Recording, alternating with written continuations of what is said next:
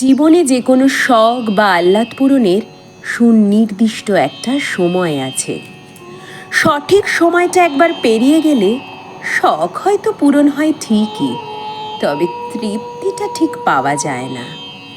17 বছর বয়সে যেই বার্গারটা বিরিয়ানিটা খেতে অমৃতর মতো লাগে, 27 বছর বয়সে এসে সেটা ভালো নাও লাগতে পারে।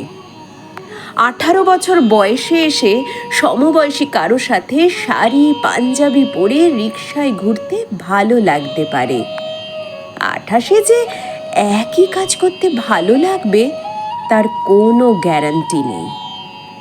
19 বছর বয়সে বিশ্ববিদ্যালয়ের সেকেন্ড ইয়ারের বন্ধু বান্ধব নিয়ে ট্যুর দিলে যে আনন্দ পাওয়া যায়, 29 বছর বয়সে সেই আনন্দ নাও পাওয়া যেতে পারে।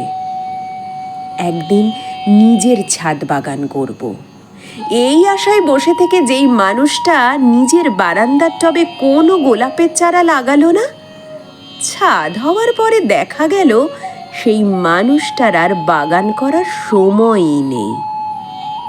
একদিন চাকরি করে বাবা মাকে দামি দামি শাড়ি পাঞ্জাবি কিনে দেওয়ার স্বপ্ন দেখা মানুষটা চাকরি করে টাকা উপার্জন করবে ঠিকই, কিন্তু ততদিনে বাবা মা হয়ে যেতে পারে ভগবানের অতিথি। জীবনের ছোট খাটো স্বাদ আহ্লাদ খুব দামি জিনিস। এইসব জিনিসই একটা মানুষের হৃদয়কে জীবিত রাখে, সতেজ রাখে, প্রাণবন্ত রাখে। মানুষের হৃদয় একটু একটু করে মরে যায়, কাঠখোট্টা হয়ে যায় শখ পূরণের অভাবে হাহাকারে। এজন্য সময় থাকতেই এইসব শখ পূরণ করে ফেলতে হবে। অনেক টাকা জমলে একদিন খাবো, এই চিন্তা না করে অল্প কিছু টাকা জমিয়ে এক্ষুনি খেয়ে আসুন বার্গারটা কিংবা বিরিয়ানিটা। ট্রাস্ট মি, জীবনের সেরা তৃপ্তিটা পাবেন। দেরি না করে পছন্দের মানুষটাকে আজকেই রিক্সা ডেটের অফারটা দিয়ে দেখুন। রাজি হলে শাড়ি পাঞ্জাবি পরে হুট খোলা রিক্সায় বৃষ্টিতে ভিজতে ভিজতে শহর ঘুরে বেড়ান।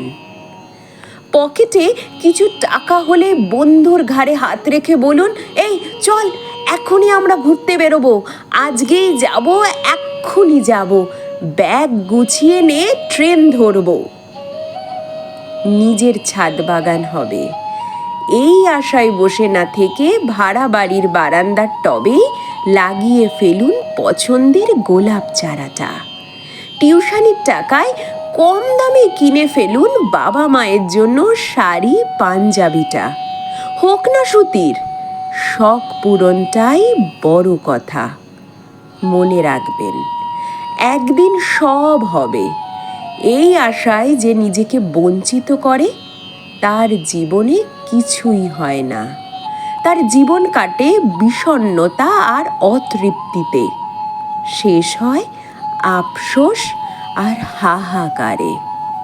তাই আর যাই করুন, এই ভুলটা একদম করবেন না।